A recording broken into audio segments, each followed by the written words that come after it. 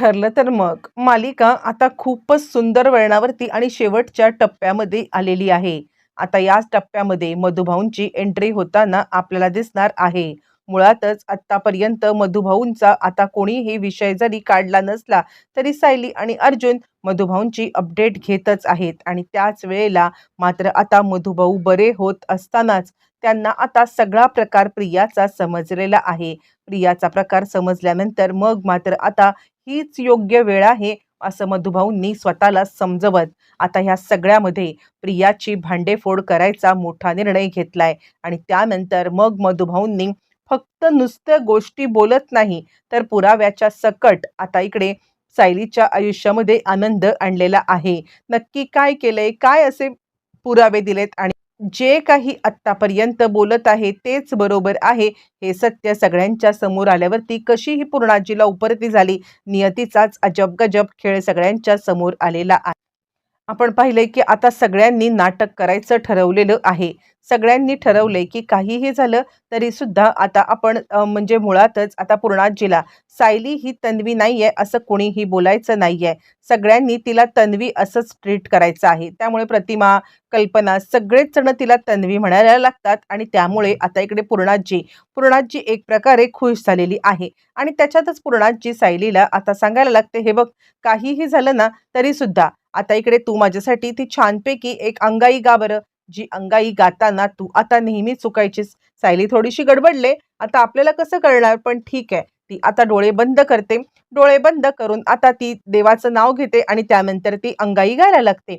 अंगाई गाताना आपण पाहिलंय की सायली आता बरोबर त्याच ओळीच्या वेळेत चुकते की मामाचा वाडा चिरेबंदी, तर ती मामाचा वाडा वरबंदी असं काहीतरी वेगळंच बोलते आणि त्यावेळेला तिलापेक्षा जास्त धक्का बाकी सगळ्यांना बसतो. आणि त्यावेळेला मग आता पूर्णाजी बघितलंस अगं, मी तेच सांगते, प्रत्येक वेळेला तू याच वाक्यावरती चुकायचीस. प्रत्येक वेळेला हे वाक्य आलं की तुला ते पुढचं बोलताच यायचं नाही. कसं काय, बघ ना गंमत. आणि त्यावरती सायली आता विचार करायला लागते, खरं तर मी आश्रमामध्ये असताना प्रत्येक वेळेला याच वाक्याच्या वेळेला मी कशी काय चुकायचे.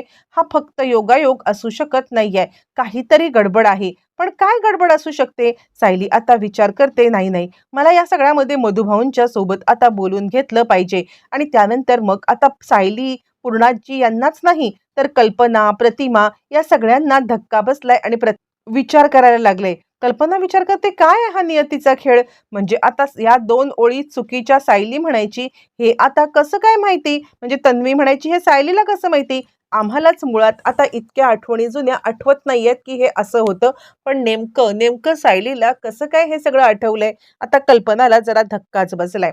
कल्पनाच काय, सगळ्याच लोकांना धक्का बसलाय. पण आता कोणीच काही बोलत नाहीये, कारण पूर्णाजीच्या समोर काही विचारायची सोय नाहीये. मग त्यानंतर पूर्णाजी सांगायला लागते, काय ग काय झालं. आणि त्यावरती मग आता सायली इकडे सांगायला लागते, नाही काही नाहीये. खरं सांगू का, तर आता म्हणजे मी आश्रमात होते ना त्यावेळेला मी असंच गाणं म्हणायचे. आणि त्यावरती पूर्णाजी म्हणते, म्हणणारच की. तू एक काम कर बरं, तू आता मधुभाऊंची भेट घेतलीस का. अगं त्या मधुभाऊंना घरी बोलव. पूर्णाजीला बाकी सगळं आठवतं आहे आणि पूर्णाजीला मात्र आता मधुभाऊ सुद्धा आठवत आहेत. पण हे सगळं होत असताना सायली आता सांगायला लागते, अर्जुन सर एक काम करूया का, आपण आता जाऊया का आज मधुभाऊंना भेटायला. यावरती अर्जुन म्हणतो, ठीक आहे, लवकरात लवकर आपण मधुभाऊंची भेट घेऊन येऊया. हा तसं या सगळ्या गडबडीमध्ये मी अपडेट घेत होतो मधुभाऊंच्या बद्दलचे आणि त्यांच्या प्रकृतीमध्ये सुधारणा आहे. मी तुला सांगणारच होतो, पण आपल्या घरात हे सगळं जे चालू होतं ना त्यामुळे मी काही तुला बोललो नाही. आणि त्यावरती पूर्णाजी म्हणते, चालू होतं, घरात काय चालू होतं. पूर्णाजीला काहीच कळालेलं नाहीये. आणि त्यावरती सायली म्हणते, नाही म्हणजे तुमची तब्येत जरा बरी नव्हती ना आणि त्यामुळे आम्ही आता जाणं टाळलं. पूर्णाजी म्हणते, ते काही नाहीये, आत्ताच्या आत्ता जा आणि मधुभाऊंची भेट घ्या. सायली म्हणते, हो मी आत्ताच्या आत्ता जाते आणि मधुभाऊंची भेट आता घेते. असं म्हटल्यावरती मग आता सायली मधुभाऊंना भेटायला निघाले. तो इकडे आता मधुभाऊ सुद्धा थोडे थोडे बरे झालेत आणि मधुभाऊ बऱ्यापैकी बरे झालेत आणि ते सायलीवरती रागवलेले आहेत. साऊबाळा, इतक्या दिवसात तुला आता या बापाची आठवण नाही झाली का. यावरती सायली आणि अर्जुन सांगायला लागतात, मधुभाऊ अहो खरं तर जे काही घरामध्ये चाललं होतं ना तो इतका महाभयंकर प्रकार होता ना, तुमची अपडेट मी घेत होतो पण सायली पूर्णपणे त्याच कामात बिझी होती.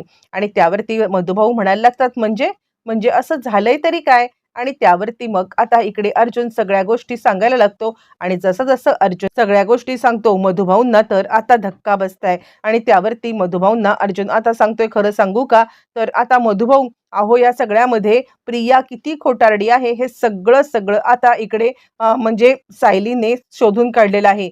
प्रिया तन्वी नाही हे सुद्धा शोधून काढले आणि मधुभाऊ म्हणतात, हो मला माहिती आहे. आणि त्यावरती अर्जुन म्हणतो, तुम्हाला माहिती आहे? आणि म्हणजे त्याच कारणासाठी तुम्हाला आता म्हणजे तुम्ही ह्या अवस्थेत आहात का? म्हणजे खरं तर तुम्ही या अवस्थेत का आहात हे मला जाणून घेण्यासाठी मात्र आता म्हणजे मी विचारच करत होतो. मधुभाऊ सांगायला लागतात, खरं सांगायचं तर मला खूप मोठं सत्य त्यावेळेला समजलं होतं आणि हे सत्य मला समजल्यानंतर ते बाहेर पडू नये याच कारणासाठी माझ्यावरती हल्ला आता झाला होता आणि त्याच वेळेला मात्र आता माझ्यावरती हल्ला करणारी व्यक्ती दुसरी तिसरी कोणी नव्हती तर ती होती नागराज. आणि आता असं म्हटल्यावरती अर्जुन सायलीला धक्का बसतो आणि आता म्हणजे हे सगळं कसं शक्य आहे? यावरती मधुभाऊ म्हणतात, मला घरी घेऊन चला. मी आता इथे काहीही तुम्हाला सांगणार नाहीये. जे काही सांगायचंय ना ते सगळं तुमच्या घरच्यांच्या समोर आता मी सांगेन. तोपर्यंत मी काही बोलणार नाहीये. म्हणजे मुळातच आता इकडे एक नाही तर अनेक सत्य मला माहिती आहेत. मला आता खरी तन्वी कोण आहे ते पण माहिती आहे. सायली आणि अर्जुन यात मोठा धक्का बसलाय. सायली म्हणते, मधुभाऊ खरंच मला माफ करा हो. मी खरंच या प्रियाच्या या सगळ्या व्यापामध्ये इतकी अडकून पडले ना, की तुमच्यासोबत येण्याची किंवा तुम्हाला भेटण्याची खरंच आता अर्जुन सर अपडेट घेत होते, पण मला खरंच लाज वाटते. यावरती मधुभाऊ म्हणतात, अगं मी मुद्दाम म्हटलो साऊ बाळा, तू इतकं स्वतःला राही लावून घेऊ नको. असं म्हटल्यावरती ते सांगतात, की मला आत्ताच्या आत्ता घरी घेऊन आणि फायनली हॉस्पिटलमधून डिस्चार्ज घेऊन आता इकडे अर्जुन सायली मधुभाऊंना घेऊन येत आहेत. आणि त्याच वेळेला मधुभाऊ सायलीकडे अशा पद्धतीने काही पाहतायत आणि ते पाहिल्यावरती मात्र आता सायली म्हणायला लागते, मधुभाऊ अहो काय झालं?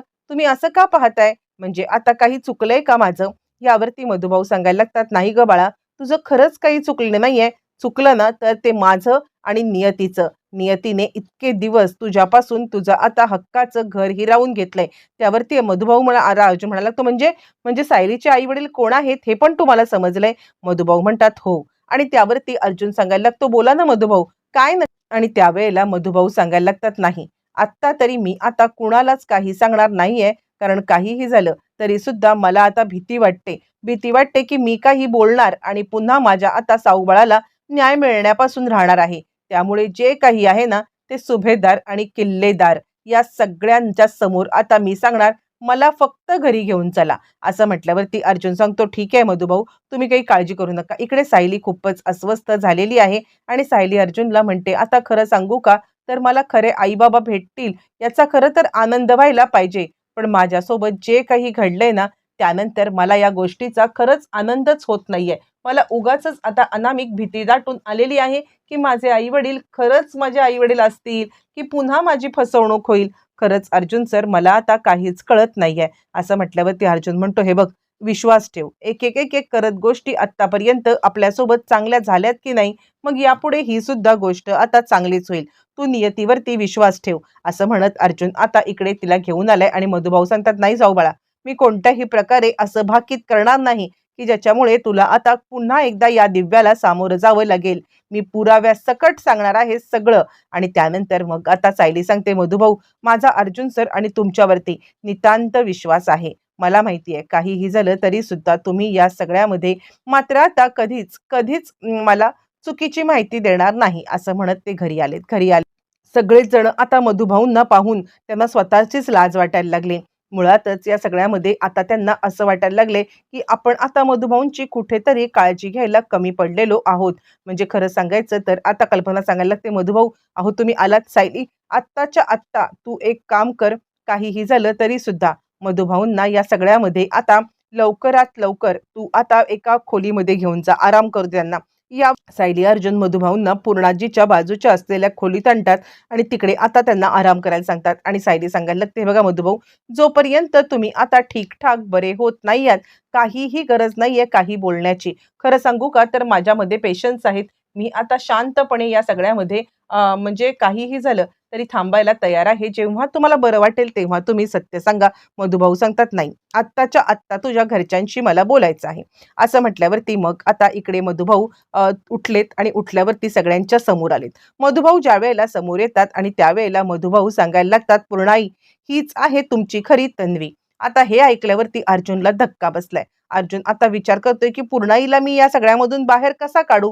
पण पूर्णाईला या सगळ्यातून बाहेर काढायच्या ऐवजी मधुभाऊच तर आता बोलायला लागलेत, की हीच तुमची तन्वी. म्हणजे आता एक प्रकारे या सगळ्याला खतपाणी घातलं जातंय आणि त्याच वेळेला पूर्णाई सांगायला लागते, "अहो, तुम्ही काय नवीन सांगताय मला?" यावरती मधुभाऊ म्हणतात, "म्हणजे काय?" आणि त्यानंतर मग आता पूर्णाई सांगतात, "मला माहिती आहे तेच काय तुम्ही सांगता." आणि त्यावरती कल्पना म्हणते, "मधुभाऊ, अहो काय बोलताय? तुम्हाला सायलीने सगळं सांगितलं का?" मधुभाऊ म्हणतात, "नाही, मी काहीही खोटं बोलत नाहीये. ज्यावेळेला मी आता इकडून गेलो ना हॉस्पिटलमध्ये आणि त्यावेळेला माझ्यासोबत जे काही झालं ना ते मी सांगतोय.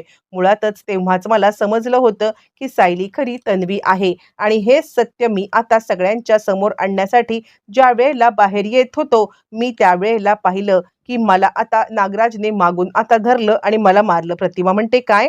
यावरती आता मधुभाऊ सांगायला लागतात, "हो प्रतिमा वहिनी, म्हणजे खरं सांगायचं तर आता हीच तुमची मुलगी आहे. तुमचा, रविराजांचा आणि हिचा. हे सगळे फोटो आहेत ना, हे फोटो ज्यावेळेला मी आता बघितले होते आणि त्याच वेळेला मी तो फोटो घेऊन तिकडे येत होतो." आणि त्यावरती पूर्णाजी सांगायला लागते, "हो मधुभाऊ, तुम्हाला जेव्हा नेलं त्यावेळेला तुमच्या हातात तो फोटो होता. बरोबर बोलताय तुम्ही." आणि त्यावरती मधुभाऊ सांगतात, "हो, तोच फोटो घेऊन आता साऊबाळा आहे हे सांगण्यासाठी मी येत असताना नागराजने माझ्यावरती हल्ला केला. कदाचित नागराज सुद्धा तन्वीला इकडे प्रियाला तन्वी बनवून आणण्यामध्ये इकडे सामील असणार आहे." यावरती मग आता पूर्णाजी म्हणते, "हो, नागराज सुद्धा या सगळ्यामध्ये सामील होता आणि नागराजचंच तर हे सगळं कारस्थान होतं मधुभाऊ. पण आता तुम्ही तुम्ही त्यावेळेला सांगू शकला नाहीत, पण आत्ता तुम्ही सांगताय कशावरून?" त्यावरती मधुभाऊ सांगायला लागतात, "खरं सांगायचं तर आता तो फोटो साऊबाळाचा होता. जवळ आता इतक्या वर्षामध्ये साऊबाळाचा तो फोटो मी कधीच विसरू शकलेलो नाहीये आणि तोच फोटो आता माझ्याकडे साऊबाळाचा होता आणि तोच फोटो आता इथे मी पाहिला प्रतिमाच्या सोबत. सायली हीच खरी तन्वी आहे." मधुभाऊंनी सिद्ध